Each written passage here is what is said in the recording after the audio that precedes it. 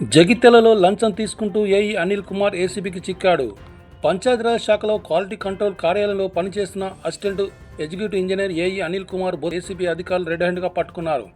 వివరాలకు వెళ్తే కొరటకు చెందిన కాంట్రాక్టర్ వెంకటేశం గత 4 ఏళ్లుగా నిర్మించిన పలు అభివృద్ధి పనుల బిల్లు 23,30,000 రూపాయల చెల్లింపుల కోసం ఏఈ అనిల్ను సంప్రదించాడు. ఈ బిల్లును ప్రాసెస్ చేయాలంటే 18,000 రూపాయలు లంచం ఇవ్వాలని డిమాండ్ చేసినట్లు తెలుస్తుంది.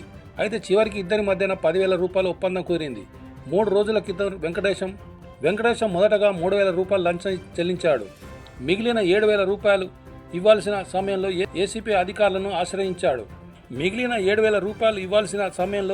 ఏసీబీ అధికారులను ఆశ్రయించిన బాధిత కాంట్రాక్టర్ అవినీతి నిరోధక శాఖ అధికారులు వ్యూహాత్మకంగా వ్యవహరించి అనిల్ కుమార్ను రెడ్ హ్యాండ్గా పట్టుకున్నారు.